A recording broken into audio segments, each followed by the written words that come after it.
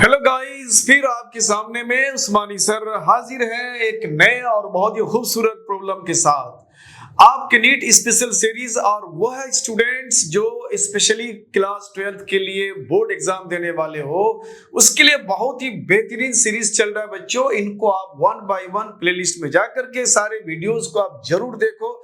बहुत ही यूजफुल और बहुत ही कंसेप्चुअल जानकारी आपको दिया गया है, आप उसको देखो और इस तरह के प्रॉब्लम फिर खुद आप ट्राई करो तो आप बहुत इजी वे में सहजता से बना सकते हो। तो आज का बहुत ही खूबसूरत न्यूमेरिकल है network PQRS।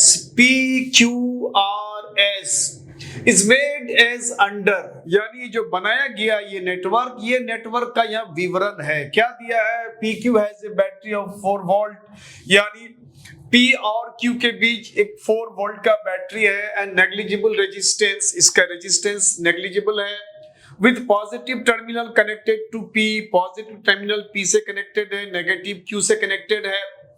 QR has a resistance of 60 ohm, QR के बीच में 60 ohm का रेजिस्टेंस है। PS has a battery, PS के बीच में एक बैटरी है 5 वोल्ट का, नेग्लिजिबल रेजिस्टेंस, इसका रेजिस्टेंस नेग्लिजिबल है। और इसी सर्किट में एक 200 ओम का 200 ओम का एक रेजिस्टर है। If a milliammeter of 20 ohm resistance is connected between P and R, P और R के बीच में बच्चों एक रेजिस्टर लगा है, एक रजिस्टर 20 ओम का रजिस्टर है। इनफैक्ट ये एक एमीटर है। क्या है ये? एमीटर, इसको मिली एमीटर कहते हैं। मिली एमीटर है, ये बहुत छोटा सा एमीटर है जो बहुत हल्के से करंट को भी मेजरमेंट कर सकता है। तो यहाँ एक डिवाइस लगा हुआ है मिली एमीटर जिसका रेजिस्टेंस 20 ओम है। तो कह रहा है calculate the reading of the milliammeter, इस मिली एमीटर का रीडिंग आपको कैलकुलेट करना है। तो ये तो एक क्वेश्चन का एक पूरा एक ढांचा है, पूछने का एक तरीका है। मैं इसको बिल्कुल सरल भाषा में बताता हूं, आपको इतना दिमाग नहीं लगाना है। जब यहाँ फिगर ऑलरेडी मेंशन है तो आप सीधे फिगर में चले जाओ, फिगर में कौन सा कंपोनेंट कहां पर है। तो दो तरह का कंपोनेंट है यहाँ पे, एक तो सेल दिया हुआ है, दूसरा रजिस्टर लगा हुआ है। दो तरह का कंपोनेंट है और direction of the current, flow का डायरेक्शन भी मेंशन कर दिया है। आपको चलना किस डायरेक्शन में वो भी मेंशन किया हुआ है। ये सारा कुछ मेंशन किया हुआ है और डिटरमिन क्या करना है कि इस मिली एमीटर का रीडिंग क्या है, यानी ये एमीटर किसका रीडिंग करता है? करंट का। यानी इस सर्किट में इससे होकर के कितना करंट जा रहा है, I1 करंट दिखा रहा है, इसका मतलब हमें I1 करंट निकालना है। यानी इस पूरे क्वेश्चन का सार यही है। तो बच्चों ये जो क्वेश्चन है, ये क्वेश्चन आपका टोटली बेस्ड है किरचॉफ्स लॉ पर। अगर आपने किरचॉफ्स लॉ को पढ़ा है, समझा है, तो ये जो मैं बनाऊंगा ये आपको बड़ी आसानी से समझ में आ जाएगा। अगर आपको किरचॉफ्स लॉ में कहीं डाउट है, कहीं शक है, तो फिर आपको यहाँ पे क्लियर नहीं होगा। तो मैं कोशिश करता हूं कि थोड़ा सा मैं आपको किरचॉफ्स लॉ का कांसेप्ट दे देता हूं, तो बड़ा आसानी से आप समझ सकते हो। तो सबसे पहले हम किरचॉफ्स लॉ में चलते हैं। किरचॉफ्स लॉ, कलर चेंज कर देता हूं बच्चों, व्हाइट। किरचॉफ्स लॉ, ये लॉ दो पार्ट में बांटा गया है। एक पार्ट क्या है कि कोई जंक्शन में जितना इनकमिंग करंट होगा, I1, I2, I3, मान लो ये I4 आउटगोइंग है और I5 भी आउटगोइंग है। तो किरचॉफ्स लॉ का जो पहला पार्ट है, यानी दो पार्ट में इसको बांटा गया है, फर्स्ट लॉ और सेकंड लॉ भी कह सकते हो। तो इसका जो फर्स्ट लॉ है, इस फर्स्ट लॉ को शॉर्ट में हम लोग KCL कहते हैं बच्चों, KCL यानी किरचॉफ्स करंट लॉ या किरचॉफ्स जंक्शन लॉ, इसको जंक्शन भी कहते हैं, इस पॉइंट को जंक्शन कहते हैं। तो जंक्शन में आने वाले करंट को कहते हैं इनकमिंग करंट और जाने वाले को कहते हैं आउटगोइंग। तो इसमें कहता है कि टोटल इनकमिंग करंट यानी I1 plus I2 plus I3, ये सब इनकमिंग करंट है। ये टोटल इक्वल हो जाएगा आउटगोइंग करंट का, यानी outgoing current I4 plus I5। ये हमारा किरचॉफ्स लॉ का पहला पार्ट है, जिसको हम किरचॉफ्स के करंट लॉ भी कहते हैं, जंक्शन लॉ, यानी किरचॉफ्स करंट लॉ को शॉर्ट में हम लोग KCL कहते हैं। सेकेंड पार्ट है इसका बच्चों KVL, Kirchhoff's voltage law. Kirchhoff's voltage law या इसी को किरचॉफ्स लूप लॉ भी कहते हैं। इसमें है क्या, इसमें एक लूप कोई होगा। लूप का मतलब है कि इस तरह का कुछ लूप होगा। मान लो ये सेल दिया हुआ है, इस तरह का, इस तरह से दिया हुआ है, मान लो ये एक लूप है। अब इस लूप में दो जगह हमने सेल दिखाया, एक सेल यहाँ हमने EMF E1 दिखाया, इसका EMF E2 दिखाया, इसके रेजिस्टेंस को R1, इसके रेजिस्टेंस को R2, और यहाँ भी रेजिस्टेंस अगर है तो इसको R3। तो मान लो कि लूप में अगर है, सर्किट के लूप में दो ही तरह का कंपोनेंट की हम बात कर रहे हैं, चाहे तो सेल होगा या फिर आपको जगह जगह रजिस्टर होगा। तो ये दो तरह का कंपोनेंट होगा लूप में। लूप का मतलब है इसका एंड बंद होना चाहिए, जहां से चले और आकर के फिर वहां पे बंद होना चाहिए, इसको लूप कहते हैं। तो इसको Kirchhoff's voltage law, Kirchhoff's loop law भी कहते हैं। तो इसमें देखो, इसमें होता क्या है, किरचॉफ साहब का जो लॉ है तो कह रहा है कि total voltages in a loop या क्लोज सर्किट भी कह सकते हो, बंद परिपथ में जितने भी वोल्टेजेस का सम है, sum total of the voltages 0 होगा। तो इसमें इसको आप इस तरह से याद रखो बच्चों कि sum total of the voltages, अब दो तरह का वोल्टेज होगा। दो तरह का वोल्टेज का मतलब है कि जैसे यहाँ पे करंट हमने दिखाया नहीं है, जैसे ये सेल है, तो इसमें पहले हम लोग को सर्किट में करंट का फ्लो दिखाना पड़ता है, और दूसरा उस फ्लो के डायरेक्शन में आपको चलना है या उस डायरेक्शन के अपोजिट चलना है, वो आपको बाद में तय करना है। तो पहले एक आप करंट का फ्लो का डायरेक्शन दिखा दो। तो यहाँ पे आपको थोड़ा सा कंफ्यूजिंग हो सकता है कि डायरेक्शन किधर दिखाएंगे। तो लॉजिकली हम लोग करते क्या है, जैसे सेल है तो इससे करंट ऐसे बाहर निकलेगा, इधर की तरफ करंट चलेगा। मान लो ये सर्किट में आया, इधर अगर गया है तो कुछ करंट इधर गया होगा, कुछ नहीं गया है तो इधर आ गया होगा। तो इस तरह से करंट के डायरेक्शन को आप दिखा सकते हो, और कोई जरूरी नहीं है करंट का डायरेक्शन अगर ये आपने सेल के हिसाब से लिया तो ऐसे भी दिखाना है। कभी कभी हो सकता है कि ऐसा हो सकता है आपके सर्किट में, मान लो ये सेल है और एक रजिस्टर है, बिल्कुल सिंपल में समझाता हूं मैं, और ये मान लिया कि एक सेल यहाँ भी है और यहाँ भी एक रजिस्टर है, मान लो इतना ही लेते हैं हम लोग। इसका EMF E1 है, ये रेजिस्टेंस R1 है, इसका EMF E2 है, इसका रेजिस्टेंस R2 है।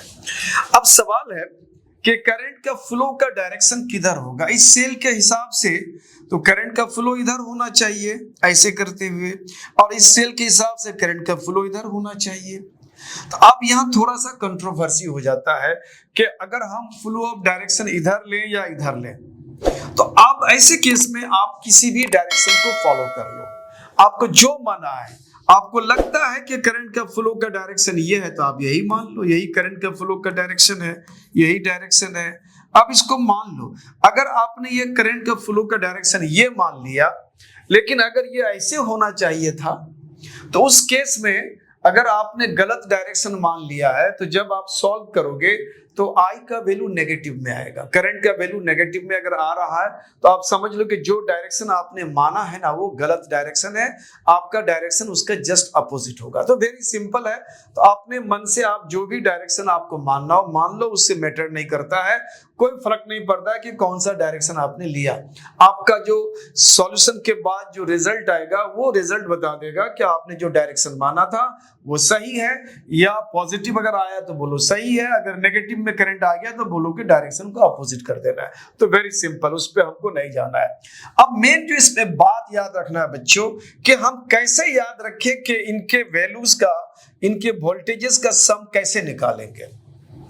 तो अगर हम वोल्टेज की बात करते हैं बच्चों, तो वोल्टेज जो होता है हमारा, तो सेल का जो EMF है ये वोल्टेज है न, हर एक वह फिजिकल क्वांटिटी जिसमें एसआई यूनिट वोल्ट लगा हो तो उस फिजिकल क्वांटिटी को हम कॉमन भाषा में हम लोग वोल्टेज कहते हैं। तो यहाँ पे सेल का जो ईएमएफ है उसको वोल्ट में नापते हैं, तो ईएमएफ को वोल्टेज कहते हैं। उसके बाद ओम के लॉ के हिसाब से करंट को रेजिस्टेंस से अगर मल्टीप्लाई कर दिया जाए तो उसको भी वोल्टेज कहते हैं। V equal to I R होता है, और ये पोटेंशियल डिफरेंस कहते हैं हम लोग किसी सर्किट में करंट इधर से इधर जा रहा है, ए से बी जा रहा है, तो बोलते हैं ए और बी के बीच में पोटेंशियल डिफरेंस का जो वैल्यू है करंट इनटू रेजिस्टेंस है। करंट कितना जा रहा है और इस सर्किट में रेजिस्टेंस कितना है, तो इसको हम लोग भी वोल्टेज कहते हैं। तो वोल्टेज दूसरा यहाँ पे कौन सा आएगा, एक वोल्टेज आएगा करंट मल्टीप्लाइड रेजिस्टेंस, ये भी हमारा वोल्टेज है। तो अब ये दो तरह का वोल्टेज आ गया, एक तो वोल्टेज आ गया जो रेजिस्टर्स के आर पार का वोल्टेज यानी रेजिस्टर के अक्रॉस का वोल्टेज, दूसरा सेल के टर्मिनल के अक्रॉस का वोल्टेज, दो तरह का वोल्टेज है। तो अब यहाँ पे कई रूल्स यहाँ पे फॉलो करते हैं लोग। कुछ राइटर्स बोलते हैं कि आप किस डायरेक्शन में, जो एक करंट के फ्लो का डायरेक्शन दिखाया है, चाहे तो आप इस डायरेक्शन में घूम सकते हो, उसको ट्रेवर्स डायरेक्शन कहते हैं। आपका ट्रेवर्स यानी आप किस डायरेक्शन में घूमना चाहते हो, क्या आप इस डायरेक्शन में घूमना चाहते हो तो इस फिगर में इस तरह का आपको एरो दिखा देना है, या अगर इस डायरेक्शन में घूमना चाहते हो क्लॉकवाइज में तो आपको ऐसे डायरेक्शन शो कर देना है। ये डायरेक्शन है कि आप इस डायरेक्शन में इस तरह से घूमना पसंद कर रहे हो। तो आप घूमना किधर चाहते हो पहले इसको चिन्हित कर दो। उसके बाद इन टर्निंग पॉइंट्स को हम लोग कुछ नाम दे देते हैं, जैसे हमने नाम दिया यहाँ ए, उसके नाम दिया यहाँ बी, उसके बाद यहाँ दिया सी और यहाँ दिया डी। इस तरह के टर्निंग पॉइंट्स में कहीं पर भी आप इस तरह का नाम आप डाल सकते हैं, दे सकते हैं कोई भी लेटर से। अब करना क्या है इसमें, कुछ राइटर्स जो है जिस डायरेक्शन में आप चल रहे हो उस डायरेक्शन में आप यहाँ मेंशन कर दो, यहाँ पहले मेंशन कर दो कौन सा लूप ले रहे हो आप। तो आप लूप ले रहे हो ए बी सी डी और फिर ए तक, तो आप लूप पहले मेंशन कर दो कि आप कहां से चल रहे हो। ए से चल रहे हो बी, बी से सी, सी से डी, डी से ए, यानी इस डायरेक्शन में आप चलना पसंद करते हो। इसको बेहतर तरीके से समझ लो बच्चों, यही एक कॉन्सेप्ट है इस लॉ में। बाकी ये तो बहुत आसान है, कितना आ रहा है, आने वाला जितना होगा जाने वाला उतना ही होगा, जितना आएगा उतना चला जाएगा। यहाँ इस जगह में कोई रुकने वाला नहीं है, जंक्शन में जितना आ रहा है आने वाला टोटल इतना, और टोटल मिल करके जा रहा है, जितना गया उतना आया होगा उतना चला गया। बहुत आसान है वो, यहीं पे आपको बेहतर समझना पड़ता है। तो पहले आपने लूप को मेंशन कर दिया, नामकरण कर दिया। अब हम चलेंगे ए से बी चल रहे हैं, तो ए से बी चल रहे हैं, यहाँ कोई रेजिस्टेंस नहीं है। उसके बाद हम बी से सी चल रहे हैं, तो बी से सी चल रहे हैं, तो हमारे पास एक यहाँ पे एक रेजिस्टेंस R2 है और यहाँ पे एक सेल है। तो आप देखो, आप जब इस डायरेक्शन में चल रहे हो तो अब यहाँ एनसीईआरटी फॉलो करता है यहाँ पे साइन स्कीम। इसको आप लिख लो बच्चों, साइन स्कीम में हम एनसीईआरटी की बात अगर करें, एनसीईआरटी की अगर बात करते हैं साइन स्कीम में, तो साइन स्कीम में एनसीईआरटी जो है ना, ये पोटेंशियल ड्रॉप का मतलब होता है high to low potential. High potential से लो की तरफ जाते हो तो उसको पोटेंशियल ड्रॉप कहते हैं। तो पोटेंशियल ड्रॉप को कहता है हाई से जब लो की तरफ जाते हो तो आपका डिक्रीज कर गया, इसका मतलब है एनसीईआरटी इसको नेगेटिव इस वैल्यू को मानते हैं। और उसके बाद पोटेंशियल राइज का मतलब होता है बच्चों लो टू हाई, इसको एनसीईआरटी पॉजिटिव मानता है। उसके बाद हमारे जो गुरु है एस.सी. वर्मा सर, और ऐसे बहुत सारे राइटर्स भी हैं, तो उन लोग इसको थोड़ा सा दूसरे ढंग से मानते हैं। पोटेंशियल ड्रॉप को वो पॉजिटिव मानते हैं और पोटेंशियल राइज को वो नेगेटिव मानते हैं। एक तो ये है।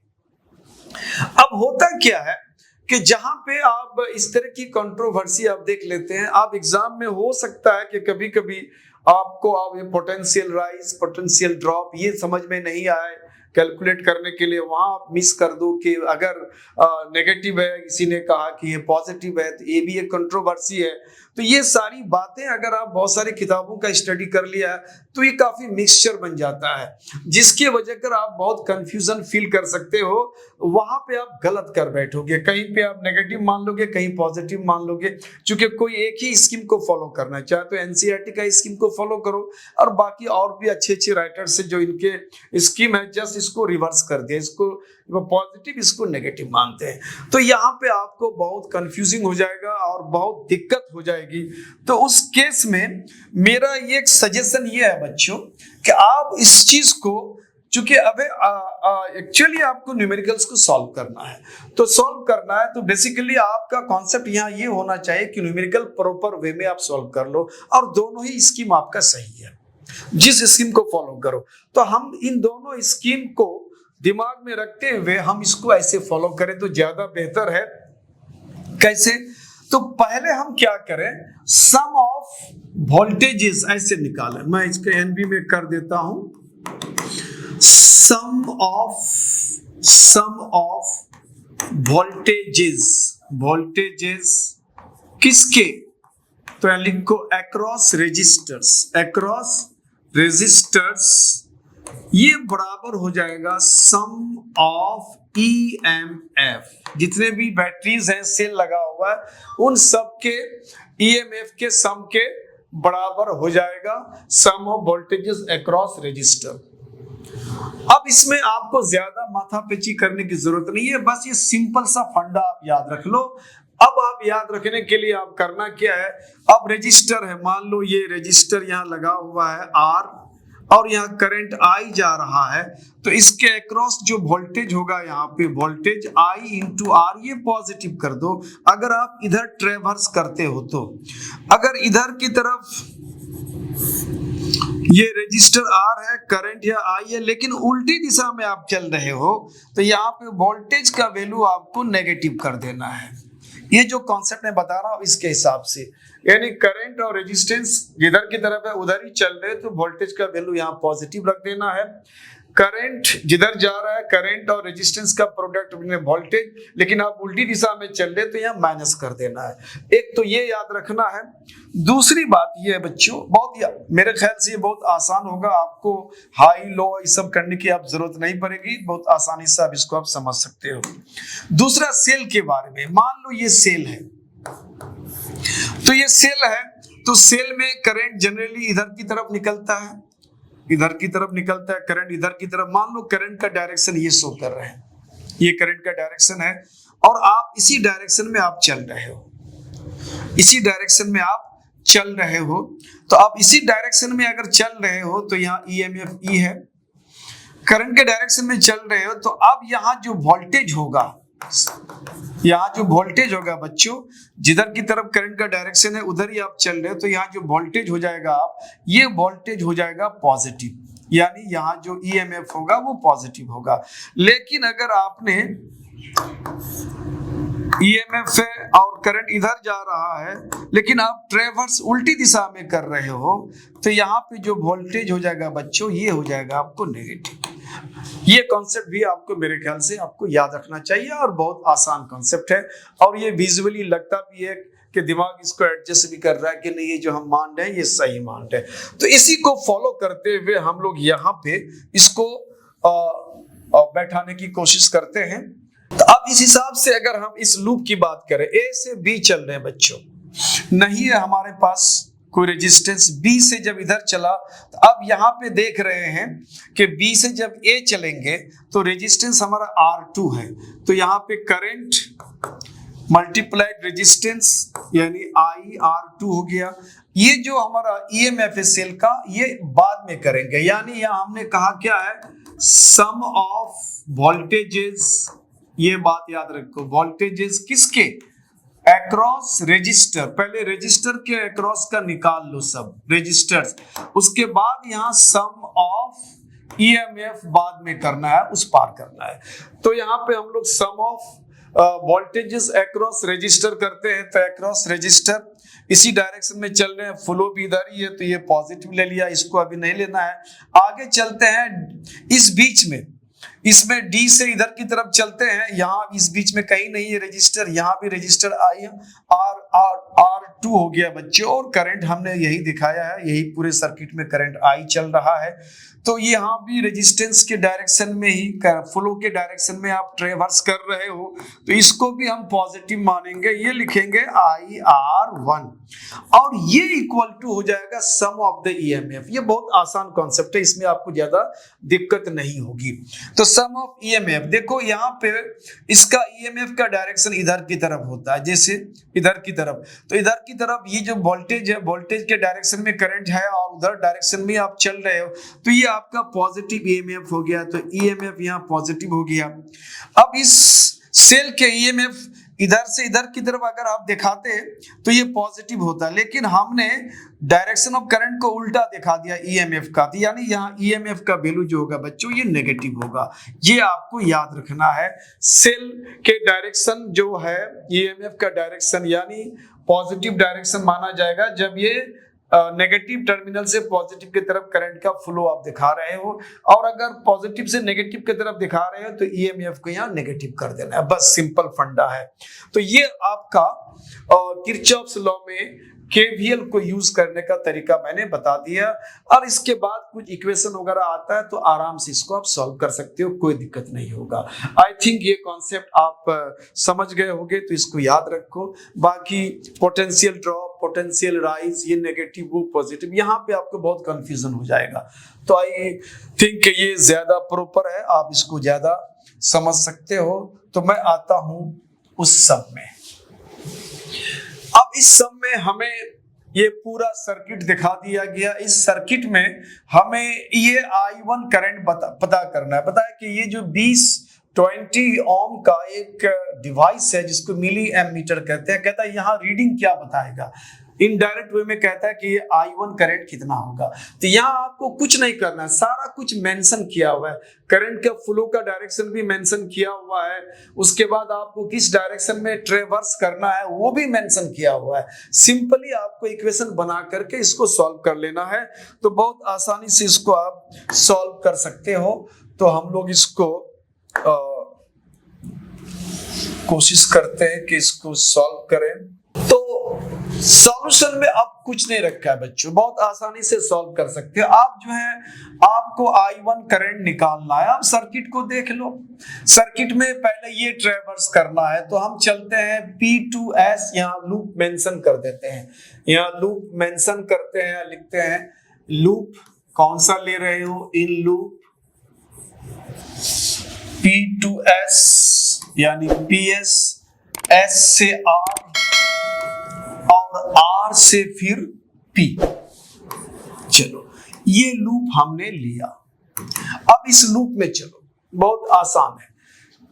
P2S चल रहे हैं, तो P2S चलने में हमारे पास अभी कोई रेजिस्टर्स यहाँ शो नहीं हो रहा है, तो पहले हम रेजिस्टर्स के अक्रॉस का वोल्टेज निकालेंगे। तो हमारे इसमें रेजिस्टर्स नहीं है, सेल है, वो बात की बात, वो इस पार करेंगे हम लोग। तो रेजिस्टर हमारा यहाँ नजर नहीं आ रहा है। अब S से जब R जाएंगे तो रेजिस्टर नजर आ रहा है, कितना रेजिस्टर वहां पे 200 ओम का, और करंट किधर कितना जा रहा है, ट्रेवर्स के डायरेक्शन में ही करंट है, तो पॉजिटिव लेते हैं इसको हम लोग। तो IR यानी I माइनस I1 ये हुआ करंट, और मल्टीप्लाइड ये 200 ओम, ये अक्रॉस रेजिस्टर का ये आपको वोल्टेज हुआ। अब R से जब हम P आते हैं तो देखो करंट का ये डायरेक्शन ये दिखाया गया है फिगर में, ऑलरेडी क्वेश्चन में मेंशन है, ये डायरेक्शन हम लोगों ने लिया नहीं है। कभी कभी डायरेक्शन ऑफ करंट नहीं दिया हुआ रहेगा, करंट का डिस्ट्रीब्यूशन भी नहीं रहेगा कि इधर इतना आया, इधर गया इतना, वो भी नहीं रहेगा, वो आपको खुद मानना पड़ता है। तो ये तो चूंकि ऑलरेडी मेंशन है, हम लोगों ने कुछ किया ही नहीं है। तो अब R से हम P आएंगे तो देखो ये करंट इधर जा रहा है, लेकिन हम उल्टी दिशा में चल रहे हैं, इसलिए ये हमारा माइनस हो जाएगा। तो यहाँ जो वोल्टेज का वैल्यू माइनस में आ जाएगा, तो यहाँ I इंटू R होता है, तो I यहाँ I1 है और R है यहाँ पे आपको 20 ओम हो गया। अब ये इक्वल टू होगा sum of the voltages, sum of the voltages of the अब देखो वोल्टेज की बात कर रहे हैं हम, ऐसे चल रहे हैं, लेकिन सेल के हिसाब से ये जो सेल है positive terminal negative terminal, traditionally इधर की तरफ का डायरेक्शन सेल का ये पॉजिटिव होता है, लेकिन हम उल्टी दिशा में चल रहे हैं। सेल के लिए उल्टी दिशा हो जा रहा है, तो उल्टी दिशा में चल रहे हैं तो ये हो जाएगा हमारा माइनस, यहां हो गया 5V माइनस, तो यानी वोल्टेज यहाँ हमारा माइनस में आ गया। अब थोड़ा सा इसको सॉर्ट आउट करते हैं, हम लोग सॉर्ट आउट करते हैं, तो यहाँ पे 5 का मल्टीपल है, तो पहले 5 के मल्टीपल से इसको थोड़ा छोटा कर लेते हैं, तो ये हो जाएगा I माइनस I1, और 5 से इसको डिवाइड कर देंगे तो ये हो जाएगा 40, और 5 से इसको डिवाइड करते हैं बच्चों तो ये हो जाएगा 4, और यहाँ हो जाएगा -1। 5 से सबको हमने डिवाइड कर दिया। अब इसको थोड़ा सा और छोटा कर लेते हैं, तो ये 40I हो गया, -40 I1 हो गया, और -4 I1 इक्वल टू -1, तो ये 40I, और ये दोनों I1 है, तो ये दोनों को ऐड कर लेते हैं, दोनों नेगेटिव है, तो ये 44 I1 इक्वल टू हो गया इक्वल टू -1। एक इक्वेशन हम लोग यहाँ पे इसको ड्रॉप कर देते हैं, एक इक्वेशन हमारा ये बन गया। अब हम लोग दूसरे लूप में चलते हैं। दूसरा लूप क्या है बच्चों, ये लूप है, इसमें भी ट्रेवर्स का डायरेक्शन दिया हुआ है, तो हम लोग यहाँ लूप मेंशन कर देते हैं, कौन से लूप में किधर से चलते हैं, तो यहाँ लिखेंगे इन लूप P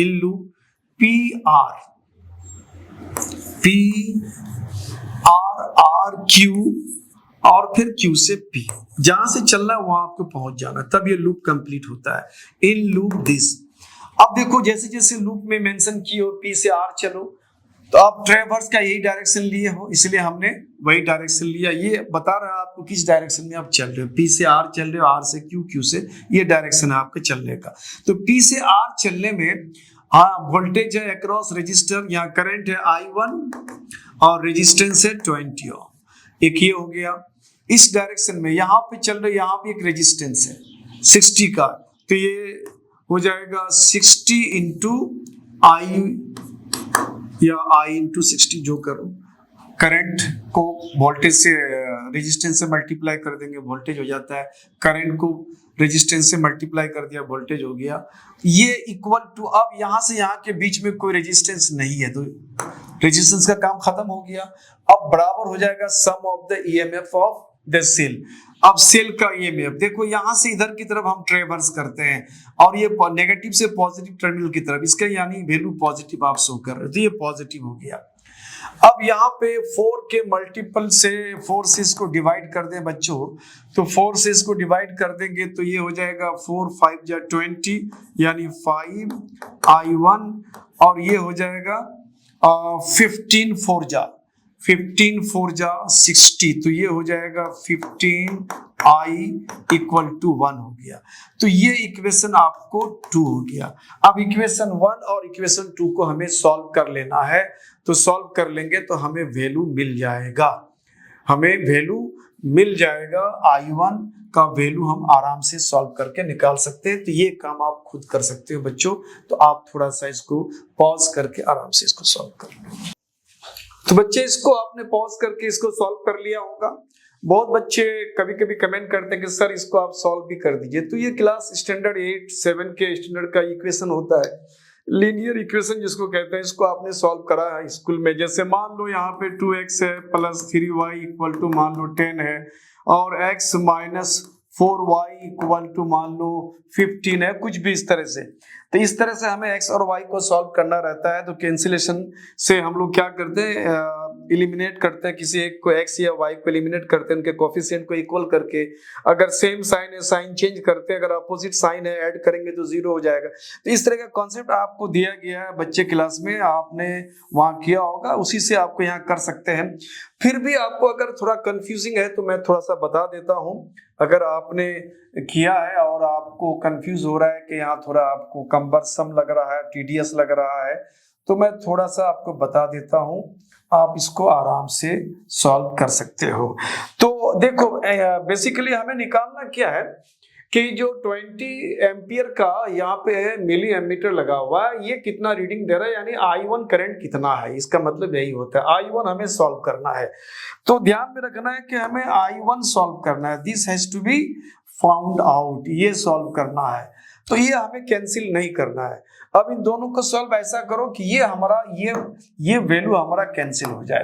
तो थोड़ा सा इसको एडजस्ट करते हैं। जैसे यहाँ पे पहले से पहला इक्वेशन है 40i और -44i1 इक्वल टू है -1, और ये i के नीचे i को सेट करते हैं, तो ये 15i को हम पहले लिख देते हैं, 15i, और उसके बाद हो गया 5i1, और ये इक्वल टू है बच्चों 1। अब इसको आपको सॉल्व करना है, तो कोशिश हमें ये करना है कि हमें तो ये सॉल्व करना है, ये वैल्यू निकालना है, तो इसको कैंसिल करते हैं। तो अब इसको कैंसिल करने में थोड़ी सी कुछ बच्चों को ये परेशानी होती है कि ये वैल्यू हम लोग किस तरह से किसको मल्टीप्लाई करें कि ये कैंसिल हो जाए। जनरली आपको ये बताया जाता है कि कुछ ऐसा फैक्टर यहाँ मल्टीप्लाई करो कि ये और ये वैल्यू सेम हो जाए। तो इसके लिए हम लोग कुछ इधर मल्टीप्लाई करते हैं, कुछ इधर मल्टीप्लाई करते हैं। तो अब सवाल है कि इधर कितना क्या मल्टीप्लाई करें, इधर कितना क्या मल्टीप्लाई करें, कि सो दैट ये दोनों वैल्यू सेम हो जाए। तो यहाँ पे आपको आप सोचने का टाइम नहीं रहता है कि इतना सोचो कि 1 बाई 1 ट्राई करो कि किससे मल्टीप्लाई करें के। तो उसके लिए ट्रिक ये है बच्चों, इन दोनों का आप एलसीएम निकाल लो। तो एलसीएम निकाल लो, यानी 40 एंड 15 का एलसीएम निकाल लो।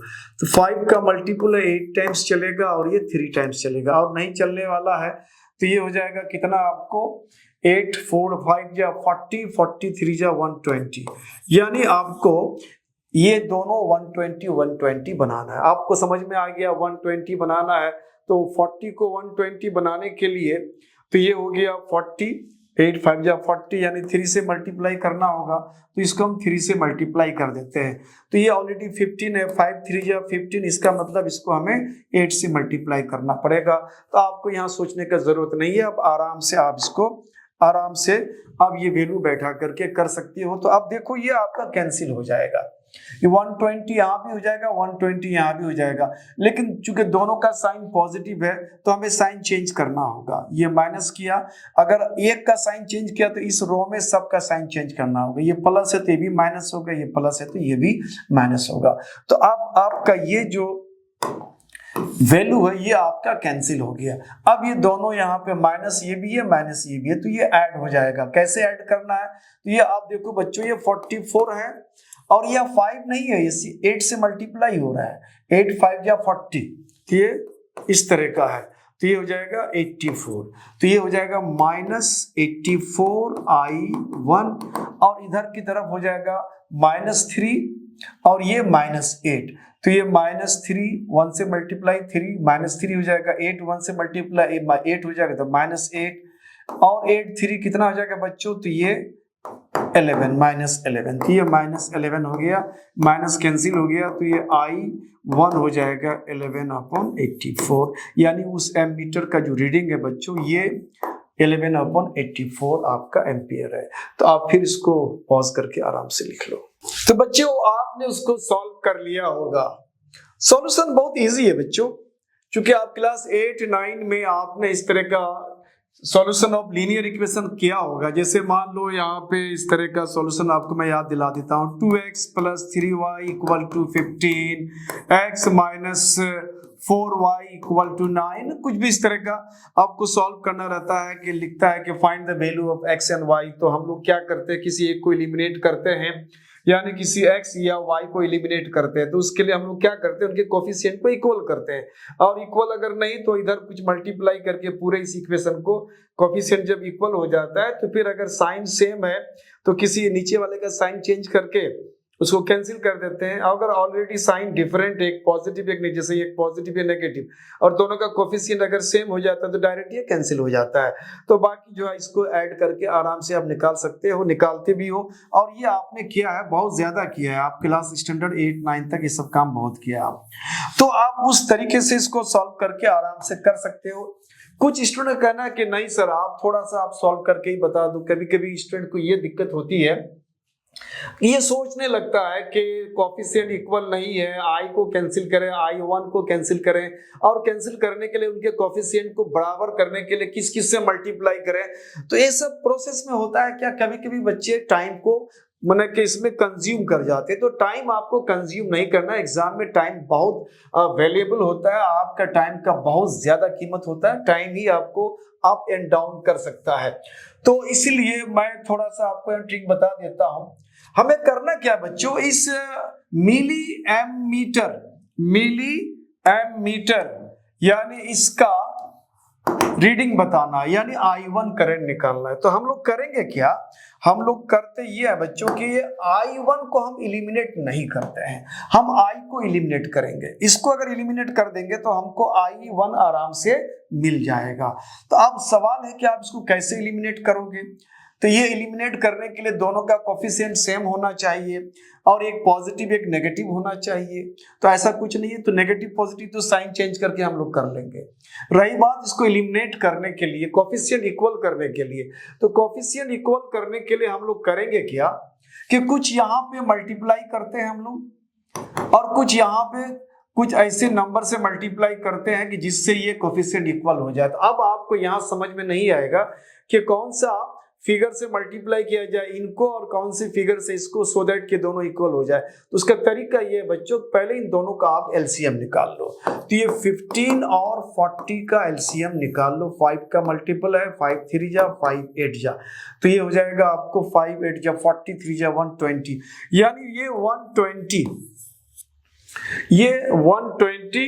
आपका ये कोफिशिएंट दोनों का होना चाहिए। तो अब इसको 120 करने के लिए ऑब्वियसली आप इसको 3 से मल्टीप्लाई करोगे, 3 से मल्टीप्लाई करोगे, 8 5 जा 40 है, 40 को 3 से मल्टीप्लाई किया, ये 15 है, 5 3 जा 15, इसका मतलब इसको आप 8 से मल्टीप्लाई करोगे। तो चाहे तो एक स्टेप में आप इस वैल्यू को बैठा दो, अगर या नहीं तो आप यही कैंसिल करना चाहते हो तो कर सकते हो। कभी कभी होता है कि आपको कंफ्यूज हो जाता है, कैंसिल करने में मल्टीप्लाई करने में कुछ छूट सकता है, तो एक स्टेप में बहुत जल्दबाजी में करोगे क्या, इसको मल्टीप्लाई कर दो। तो ये हो जाएगा 120i, और उसके बाद 44 को 3 से मल्टीप्लाई कर दो। तो ये 44 को 3 से मल्टीप्लाई कर दो, 4 3 जा 12, 1 4 3 जा 12 प्लस 1 13, 132। तो ये हो जाएगा बच्चों 132i1, और इधर हो जाएगा -1 इंटू 3, तो -3 होगा। 8 से मल्टीप्लाई करते हैं तो ये 120i हो जाएगा, अब प्लस ये हो जाएगा 8 5 जा 40i1, और ये हो जाएगा 8 इंटू 1 8। अब यहाँ पे हम लोग आराम से इसको कैंसिल करते हैं। तो आराम से इसको कैंसिल करने के लिए आप क्या करेंगे, हम लोग साइन चेंज करेंगे, क्योंकि हमें जो कैंसिल करना है ये इन दोनों का साइन सेम है, तो हमने इसको नेगेटिव कर दिया। तो नीचे में अगर एक इक्वेशन का किसी भी एक कंपोनेंट का साइन चेंज करोगे तो पूरा ही चेंज करना पड़ेगा, पॉजिटिव है तो नेगेटिव, ये भी पॉजिटिव है तो नेगेटिव, अगर इसमें से कोई नेगेटिव होता है तो यहाँ पॉजिटिव कर दे। साइन चेंज का मतलब यही होता है। तो अब ये कैंसिल हो जाता है। अब ये दोनों को देखो ऐड करके कितना हो जाता है बच्चों, ये भी माइनस ये भी माइनस, दोनों ऐड हो जाएगा, क्योंकि साइन हमने चेंज कर दिया, दोनों ऐड हो जाएगा 132 प्लस 40, तो ये हो जाएगा 172i1 माइनस, और यहाँ हो जाएगा -3, और इसको हमने साइन चेंज करा है ना, तो पॉजिटिव है ऑलरेडी ये, तो इसको नेगेटिव करा हमने, नेगेटिव, तो -3 -8 -11। अब ये माइनस साइन को कैंसिल कर दो, तो ये I1 बच्चों हो जाएगा 11/172 एम्पियर, यानी इस एमीटर का रीडिंग जो होता है इतना हो जाएगा। आराम से इसको निकाल लो। ठीक है बच्चों, आपने इसको आराम से निकाल लिया होगा। इस तरह से आप हमारे साथ बने रहें, और फिर इसके बाद और भी इस तरह का कॉम्प्लिकेट क्वेश्चंस मैं आपको कंसेप्ट के साथ बताऊंगा। आप हमारे साथ बने रहें, हमारे वीडियोस को लाइक एंड सब्सक्राइब करते रहें, दोस्तों में कहते रहें।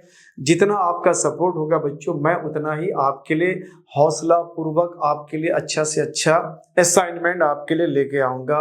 तब तक के लिए दीजिए उस्मानी सर को आज्ञा। Thank you for watching my channel.